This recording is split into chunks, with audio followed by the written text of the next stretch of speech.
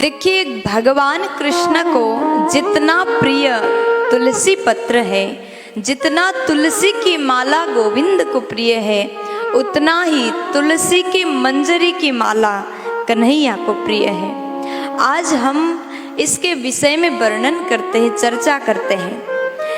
कहा गया, यदि व्यक्ति तुलसी की मंजरी के माला भगवान को चढ़ाता है, पहनाता है, धारण कराता है, उसकी भी किस्मत चमक जाता है।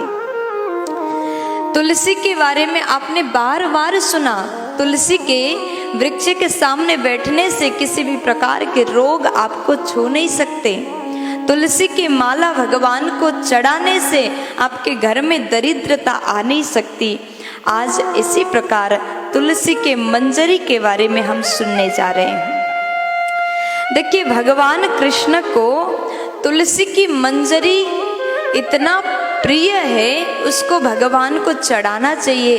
और आप ये सुन रहे हैं कि कैसे हमें तुलसी की मंजरी के माला कन्हैया को चढ़ाना चाहिए। जैसे आप तुलसी के माला बना करके पत्र के माला भगवान को अर्पित करते हो, उसी प्रकार तुलसी की मंजरी की कलावे में माला बना करके कन्हैया को धारण कराएं। जब आप सुबह पूजा पाठ करते हैं और कन्हैया को स्नान कराते पूजा पाठ करते हैं, उसके बाद में पूजा के ही समय में कन्हैया को तुलसी मंजरी के माला धारण कराने की आप नियम बनाएं। कलावे पर माला गुथें और उसके बाद में तुलसी के मंजरी के माला कन्हैया को धारण कराएं।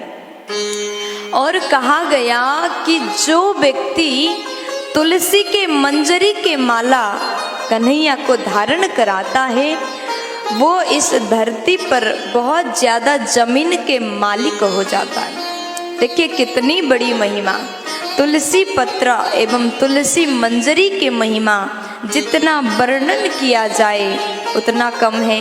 आज तक आपने सुना होगा कि तुलसी की पत्र की माला तो अर्पण करते हैं, मंजरी के माला के बारे में आपने नहीं सुना होगा। तुलसी के मंजरी के माला कन्हैया को पहनाने से व्यक्ति जमीन का मालिक हो जाता है। और यहाँ तक शास्त्र ने कहा, जो व्यक्ति तुलसी मंजरी की माला चढ़ाता है, उसको कन्हैया के चरण में भक्ति मिलता है।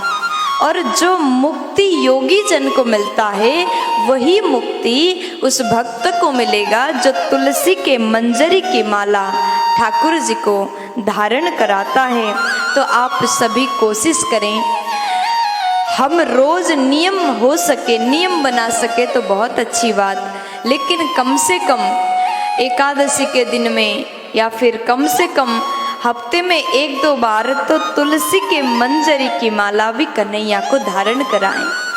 आप कभी किसी पुष्प का माला, कभी किसी पुष्प का माला, कभी तुलसी के माला, कभी तुलसी के मंजरी के माला, इस प्रकार आप ठाकुर जी को अर्पण करें। अगर व्यक्ति ऐसा करता है तो उसके भाग्योदय हो जाता है, उसका भी किस्मत चमक जाता है।